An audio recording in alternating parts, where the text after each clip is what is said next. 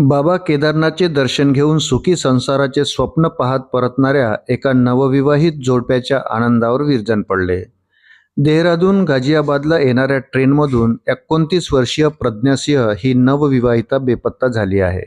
6 दिवस उलटूनही तिचा कोणताही पत्ता लागलेला नाही, ज्यामुळे रेल्वे सुरक्षा आणि पोलीस तपासावर मोठे प्रश्नचिन्ह उभे राहिले आहे.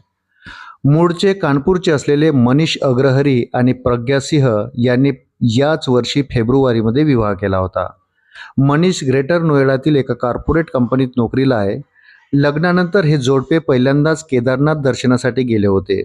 5 मे रोजी दर्शन घेऊन परतताना ते देहरादून स्टेशनवरून गाझियाबादसाठी ट्रेनमध्ये बसले. पती मनीषने दिलेल्या माहितीनुसार हरिद्वारपर्यंत दोघांमध्ये बोलणं सामान्य होतं. त्यानंतर प्रवासाच्या थकव्यामुळे मनीषचा डोळा लागला.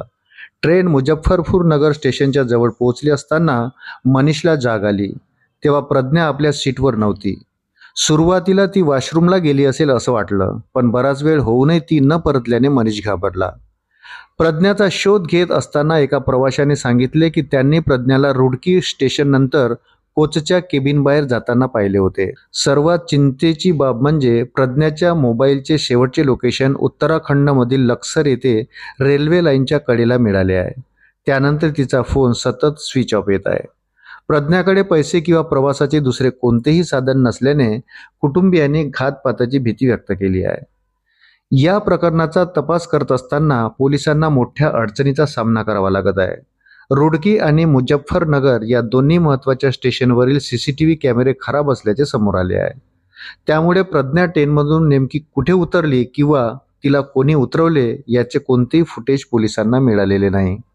पोलिसांनी रेल्वे ट्रॅक, पूल आणि आसपासच्या भागात शोध मोहीम राबवली, पण तिथेही काहीही संशयास्पद आढळले नाही. पोलिसांनी प्रज्ञाचे कॉल डिटेल्स, व्हॉट्सअप चॅट्स आणि मेसेज तपासले आहेत, मात्र त्यात कोणताही संशयास्पद नंबर किंवा बोलणे आढळले नाही. प्रज्ञा आणि मनीषमध्ये कोणतेही भांडण झाले नसल्याचे तपासात स्पष्ट झाले. त्यामुळे कोणताही तांत्रिक पुरावा किंवा साक्षीदार नसल्याने ही बेपत्ता होण्याची घटना पोलिसांसाठी एक मोठे आव्हान बनले आहे. पतीची मुख्यमंत्र्यांना साथ, माझं जग उद्ध्वस्त झालं आहे, प्रज्ञा कुठे आहे आणि कोणत्या परिस्थितीत असेल या विचारानेच अंगावर काटा येत आहे, अशा शब्दात मनीषने आपली व्यथा मांडली आहे. मनीष आणि प्रज्ञाच्या कुटुंबियांनी उत्तराखंड आणि उत्तर प्रदेशच्या मुख्यमंत्र्याकडे प्रज्ञाचा शोध घेण्याची कडकडीची विनंती केली आहे.